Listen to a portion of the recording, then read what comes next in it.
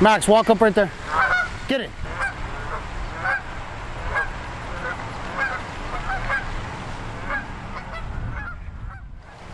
Good boy, Max. That'll do here. Lie. Our mission is to really have a humane goose control company. We are the reason that the geese are a problem. From hunting and humans and development, there's no roving packs of coyotes here anymore. So all we're doing is reinstating a predator, even though they're perfectly safe. The geese don't perceive them as that. They perceive our dogs as a threat.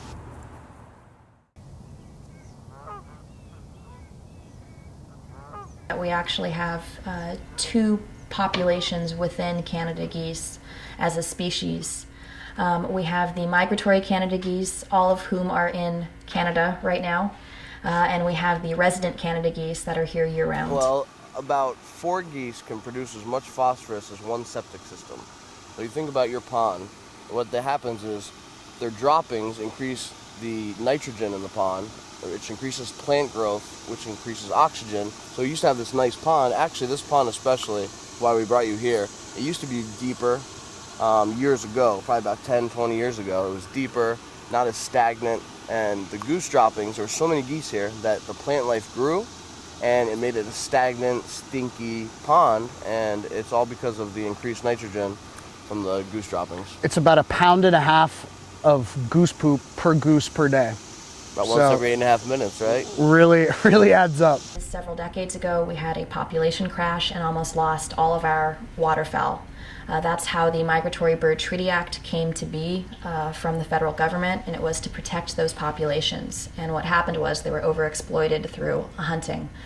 Wildlife managers at that time didn't know that migration was not only instinctual, but that it was a learned process, meaning that an animal that migrates knows that it should be migrating at a certain time of year, but it doesn't know where it's going. It has to learn from its parents and from the group that it's a part of. What happened was we were taking nesting pairs of Canada geese and keeping them here in the US and sort of putting them into this prolonged egg-laying cycle, and then taking the eggs and then releasing the parents. And then we were raising the chicks, or the goslings, sorry.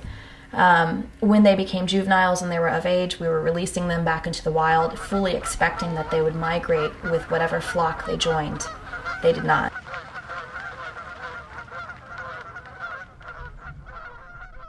There's plenty of places for them to go. Fairfax County is not one of them. I hate seeing, geese splattered every year. You see them on the roads and in, the malls, and they're nesting and attacking people. They're really aggressive.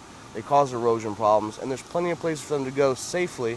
We just convince them to move on. So a perfect geese police dog is one that will always listen to you, has a lie down and a recall. It means come back, that'll do here.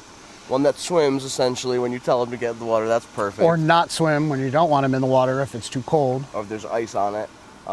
And one that just, they all want to work. One that doesn't bark, preferably. These dogs don't really need to gather it or to retrieve something to be satisfied. All they want to do is herd.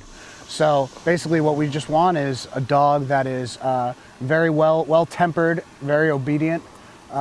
These dogs we don't just open the door and say, get them. These dogs are only doing what we say when we say, and they're stopping when we say. Right, Fox? And you can't beat it because, you bring your work home with you every day. That's one bad thing.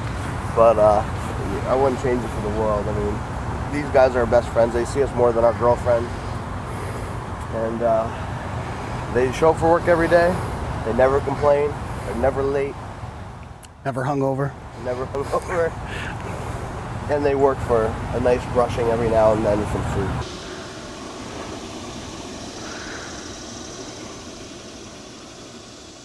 Good boys. Good boys. Lie. Lie.